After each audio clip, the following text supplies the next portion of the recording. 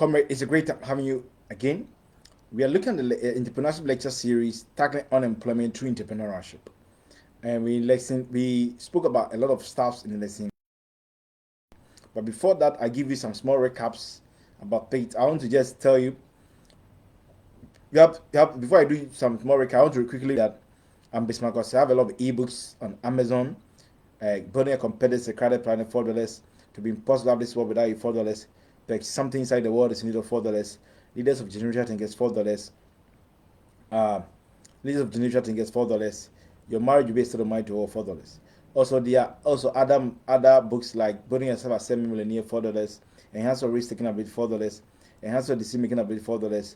Great with a cloud of luminaries and conditions $4. Smarter level of competition put together $4.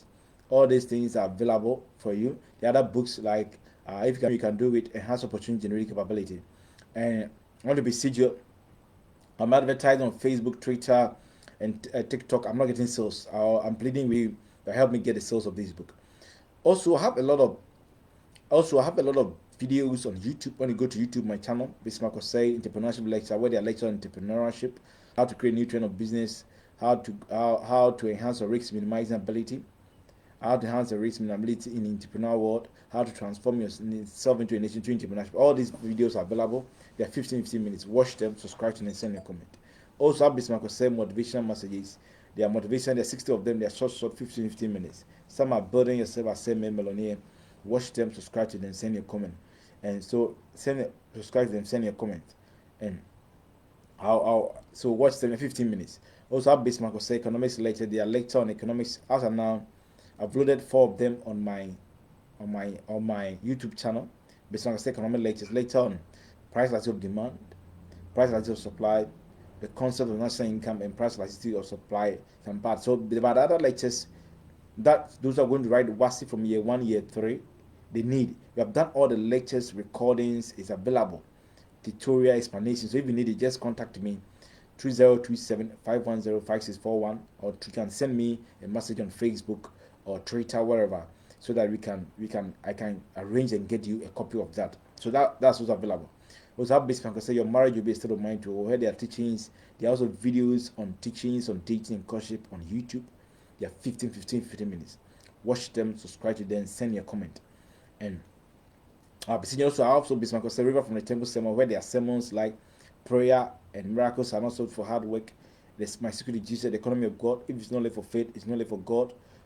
Prayers have geographical connections. God doesn't need any protocol to bless you. And I have a lot of stuffs, plenty stuff. The greatest needs of all time. There are plenty stuff for permitting and winning decisions. There are plenty, about 50 of them, and more is coming. I beseech you to leverage on them.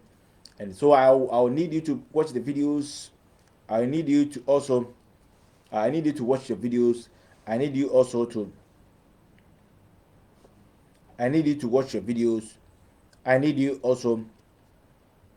need you to watch your videos. I need the videos and also a subscription and everything. Buy the books and anything for me. So before I go there, I want to just do some small recap in lesson 1. We spoke about some statistics about unemployment in other countries. We spoke about that according to IO, some of the statistics in South Africa, in Europe, in Asia, in Jordan, North America, Guatemala, and other areas. We look at a quote from Sharon Bora, a white artist, who said that we need economic growth we need economic growth. Yes, economic growth should not be jobless. That sustainable development framework that creates jobs should be included in the creation in that strategy. Also, we talk about the fact that the Marshall Plan. We spoke about the fact that the Marshall Plan also was a plan that was being instigated by the U.S. after the Second World War for the Western European countries that helped to create a lot of jobs for these people. So we spoke about that. Now, the climax of the finish, we're going to find out what are some of the plethora of ways that needs to be implemented by our government, ourselves, by the human institutions to deal with the issue of unemployment. So number 1, we're going to look at some of the ways that's the climax of this part of lecture. Number 1, is this lecture 3.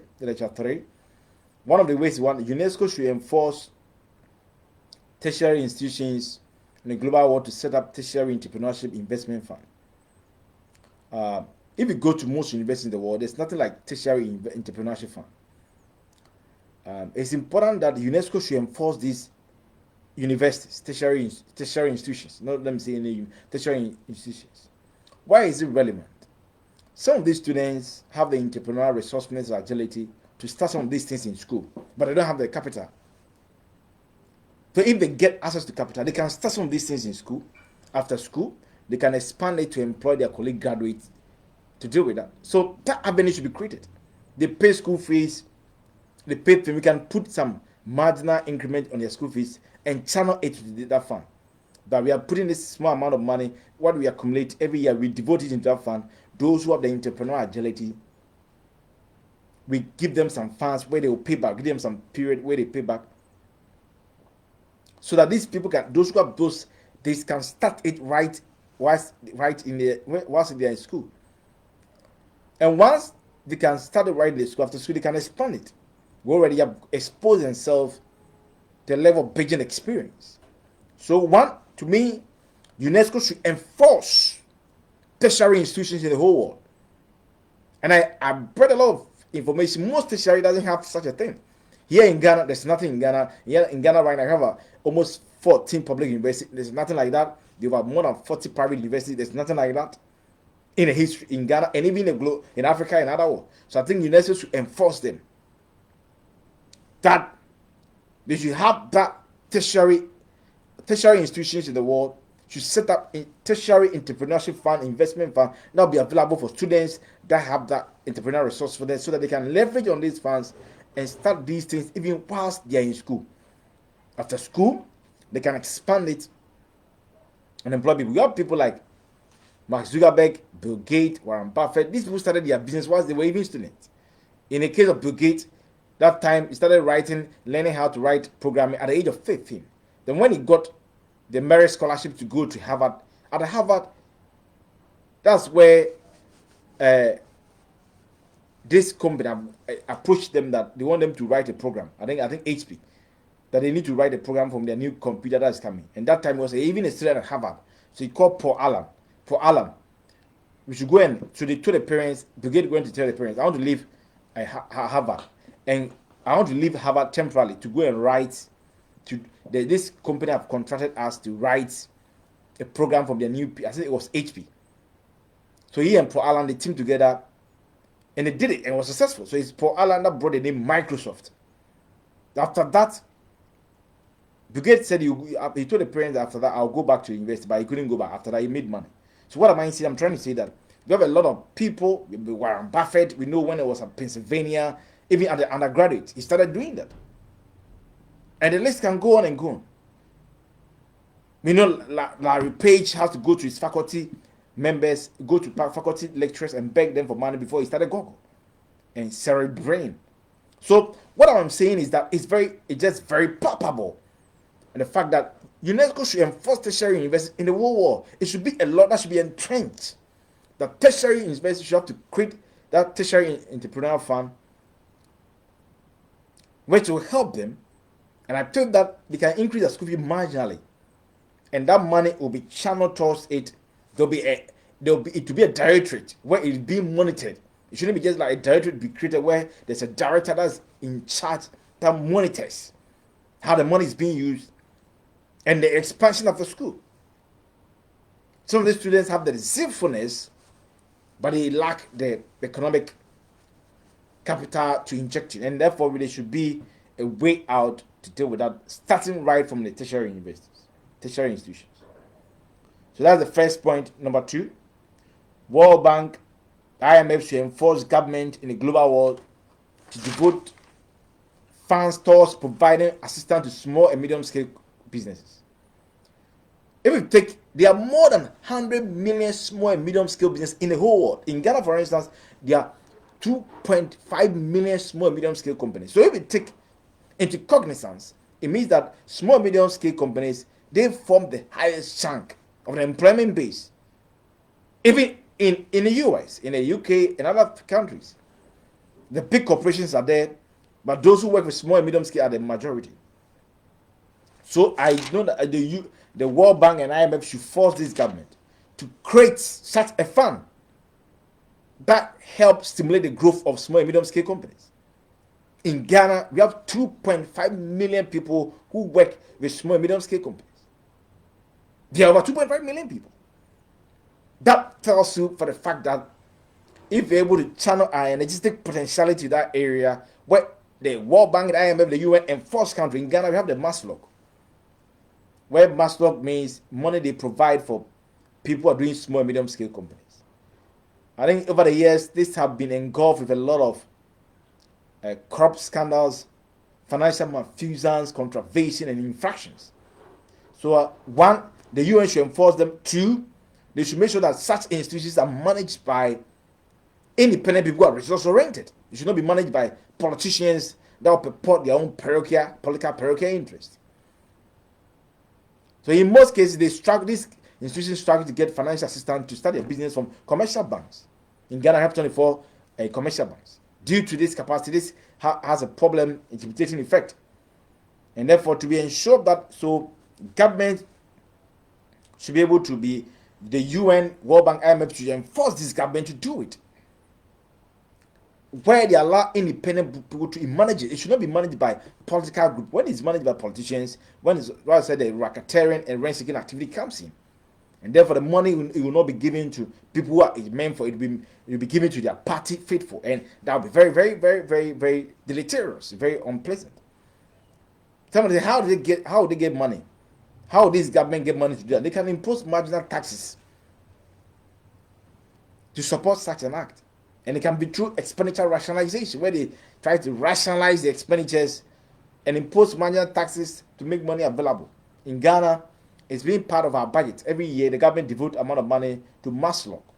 Sometimes they devote about 150 million so that money could have been given to small, medium scale. Over the years, it have been some money have been given. I'm not saying in Ghana they don't give the money; they give it to them, but some of them, most of the money to some, it doesn't get to them. If you want effectiveness, then these institutions should be run by independent bodies to help jettison the issue of excessive political parochial interest that engulfs such an act that's very, very debilitating, very unpleasant. So, point two, we're saying that the World Bank, the UN, IMF should enforce government to devote funds to create a fund where they provide money to support small and medium scale companies. They can impose marginal taxes. And also, the management should be in the hands of independent people. It shouldn't be in the hands of politicians. Most than the resource we don't get a full resource. We get maybe partial resource, but there's so much excessive political influence that becomes very injurious to the management of such institutions. So that's the second point. Third point, another way to deal with unemployment is that UN should enforce government or global institutions to create children entrepreneurship investment fund, especially for children from poor homes. There's a need to create children investment fund, especially for children from poor homes. This will be created for children when they are age 3 and we allow it to mature when they are at age 20. Why is it the fund important? This will be available for the children for investment when they turn the age 20 years to invest into the economy with the help of advisory board to create jobs. So there's a need. At the national level, can we create investment fund, especially from those from poor homes, those from rich homes? Government will enforce them. Some are doing for their children already. Those from poor homes, government will create investment fund for these children at the age of 3 and allow them to mature when they are 20. When they're 20, they made available to them where they can invest in the country, being guided by advisory board, how to invest, and they will pay back at the specific time. So the issue of huffing and puffing about lack of funds to invest, this can be a silver bullet if the government provides needed resourcefulness.